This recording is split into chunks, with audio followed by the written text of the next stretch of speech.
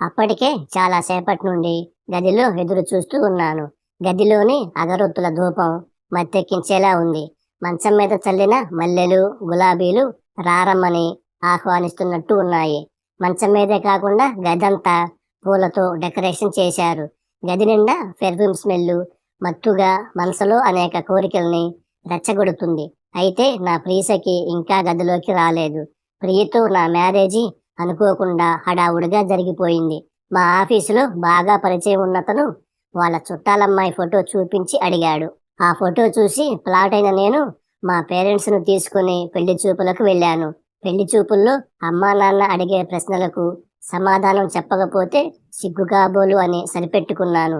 కానీ ప్రియా తల్లిదండ్రులు చూపిస్తున్న గౌరవ మర్యాదలు, వినయ విధేయతలు నాతో పాటు అమ్మ వాళ్లను కూడా కట్టిపడేశాయి. వెంటనే ముహూర్తాలు పెట్టేశారు.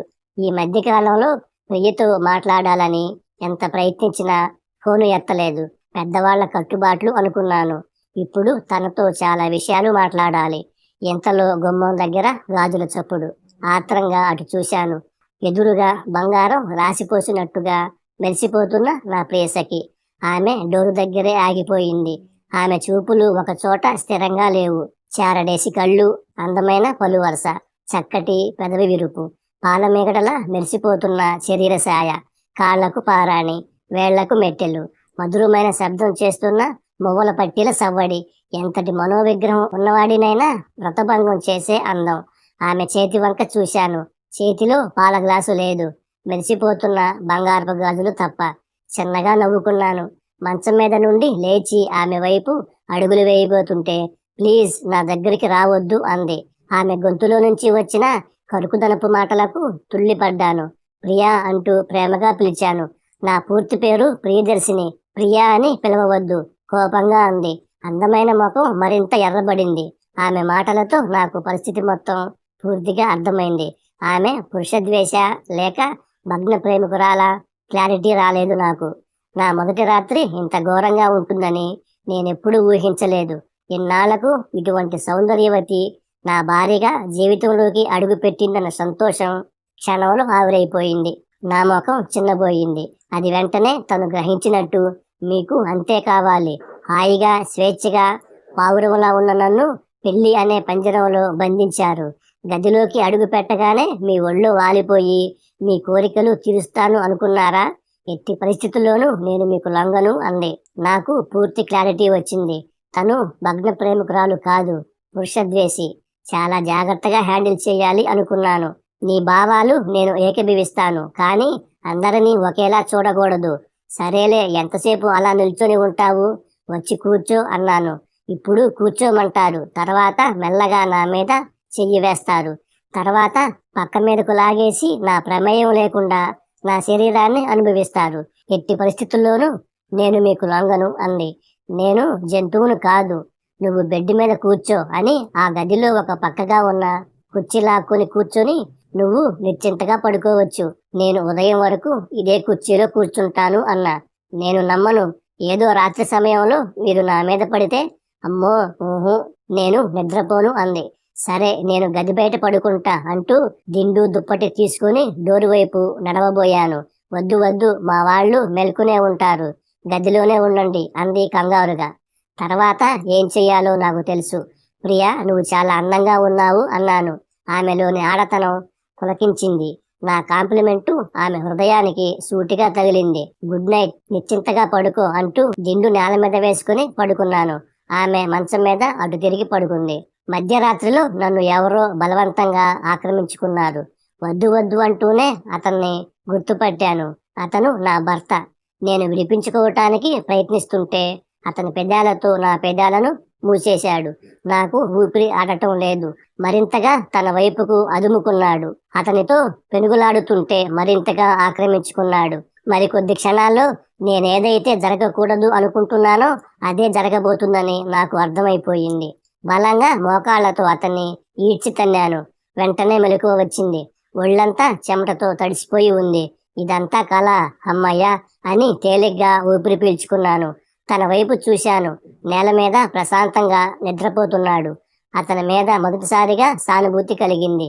భర్తగా అతనికి నా మీద సర్వ హక్కులు ఉన్నాయి. నన్ను బలవంతంగా అనుభవించినా నేనేం చేయలేను. ఇదేమిటి, నేను ఓ మగాడి గురించి ఇంత పాజిటివ్గా ఆలోచిస్తున్నాను. మగాడిని నమ్మకూడదు, ఎట్టి పరిస్థితుల్లోనూ లొంగకూడదు, నా వ్యక్తిత్వాన్ని నిలబెట్టుకోవాలి, ఆడదంటే ఆదిశక్తి అని నిరూపించాలి. ఇక ఆ రాత్రంతా నాకు నిద్ర పట్టలేదు. మర్నాడు ఉదయం ఎర్రబడిన నా కళ్ళను చూసి అమ్మ వదిన ముసిముసిగా నవ్వుకున్నారు. వదిన అయితే అడిగేసింది కూడా, ప్రియా, రాత్రంతా మా తమ్ముడు నిన్ను నిద్రపోనివ్వలేదా అంది. బలవంతంగా నవ్వి ఊరుకున్నాను. రెండవ రాత్రి భార్య గదిలోకి రాగానే వెల్కమ్ అన్నాడు చిరునవ్వుతో. ఎంత అందంగా నవ్వుతున్నాడో మనిషి, అనుకోకుండా ఉండలేకపోయాను. ఆమె వస్తూ ఉండగానే అతను మంచం మీద దిండు తీసుకుని నేల మీద వేసుకున్నాడు. పడుకోవటానికి పరుపు వేసుకోవచ్చు, కటిక నేల మీద పడుకోమనే కఠిన హృదయం కాదు నాది అంది.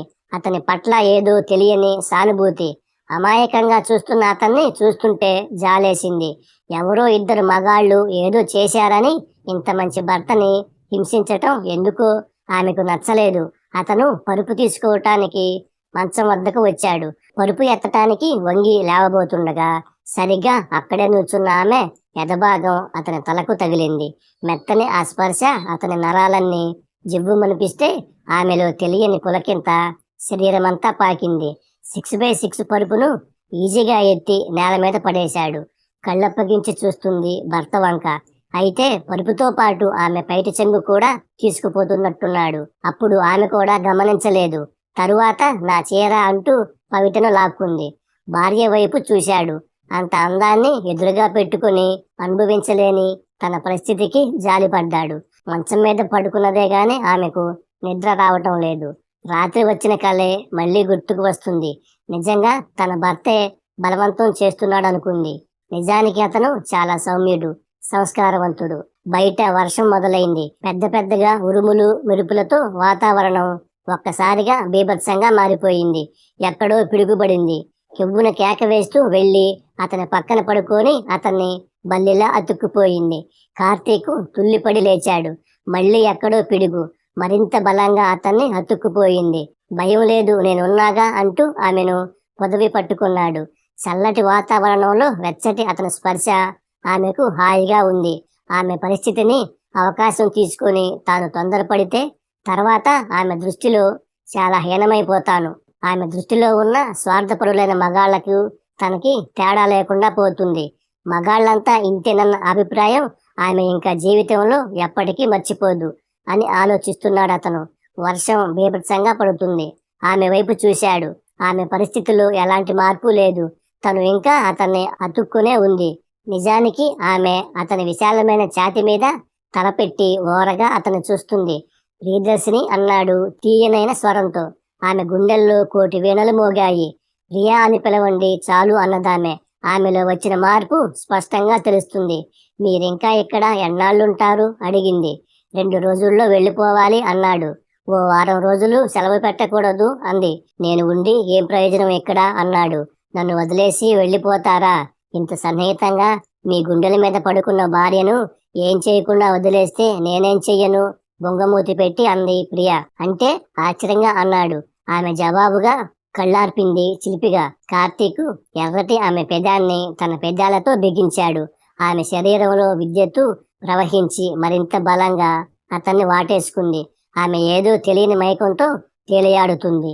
అతను ఆమె శరీరంలోని అణువును ముద్దులతో ముంచెత్తాడు. అతని స్పర్శలోని సుఖాన్ని చేరుకోవాలని ఆమె ఆతృత పడుతుంది.